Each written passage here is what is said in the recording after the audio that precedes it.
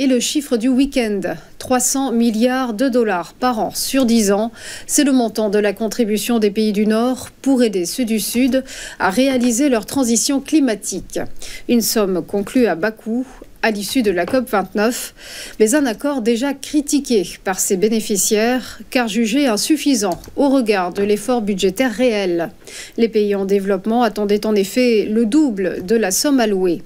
Le montant proposé est dérisoire, a dénoncé la déléguée des 45 pays les plus pauvres de la planète.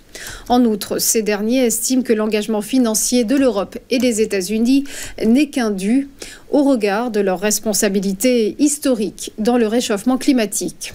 Concrètement, l'argent servira à investir dans les énergies bas carbone et financer l'adaptation au changement climatique, notamment les inondations, les canicules et les sécheresses.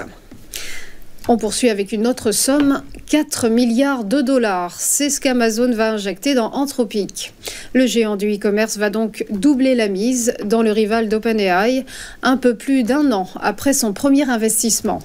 Un partenariat qui permet à Anthropic d'avoir accès aux infrastructures d'Amazon Web Services, filiale d'Amazon liée au cloud, pour stocker ses données et développer ses modèles. Pour rappel, Anthropic est la start-up d'intelligence artificielle à l'origine du robot conversationnel Claude, concurrent de ChatGPT. C'est aussi la troisième société du secteur à annoncer une colossale levée de fonds. Après OpenAI et ses 6,6 milliards, xAI et ses 5 milliards de dollars.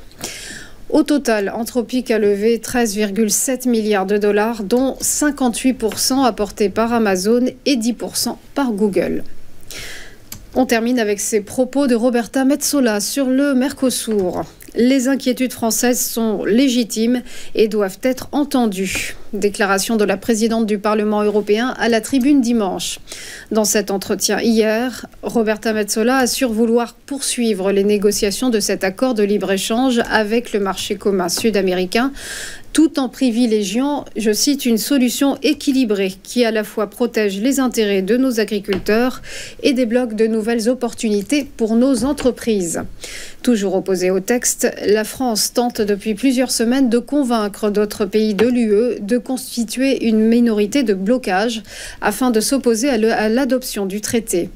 Une position soutenue fait rare par l'ensemble de la classe politique hexagonale. De leur côté, les agriculteurs redoutent une concurrence déloyale et ont relancé leurs actions à travers le pays.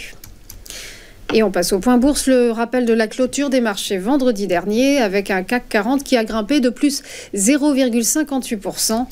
Pourtant, lesté par les déboires de Thales ainsi que ceux du secteur bancaire, la cote parisienne s'établit à 7255 points, mais s'est érodée de moins 0,32% en bilan hebdomadaire. Du vert également à Francfort, où le DAX est monté de 0,92% à 19 322 points. Et sur l'ensemble de la semaine, la cote allemande s'est appréciée de 0,38%.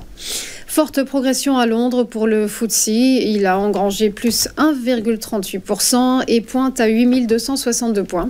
Sur l'ensemble de la semaine, l'indice a bondi de plus 1,88%. On part outre-Atlantique. Du côté de Wall Street, les indices étaient aussi en bonne forme. Nouveau record en clôture pour le Dow Jones qui s'est hissé de 0,97% à 44 296 points. Et en hebdo, il s'est étoffé de 2,09%. Le S&P 500, lui, a avancé de 0,35%. Il a pris 1,28% sur la semaine, alors que le Nasdaq Composite, lui, a grappillé 0,16%. Et sur sa perf hebdomadaire, il affiche une hausse de 1,13%. Par ailleurs, le marché pétrolier a poursuivi son élan. Le baril de Brent se négocie à 75,31 $ et s'est envolé de 2,67% en hebdo.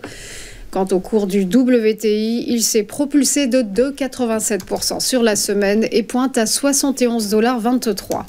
Du côté des devises, enfin, l'euro s'affiche à 1,0414 $ et a lâché moins 1,07% sur la semaine. Et enfin, le Nikkei ce matin a décollé de plus 1,3%. Voilà pour les news, on se retrouve juste après une page de pub pour ChronoCAC. À tout de suite.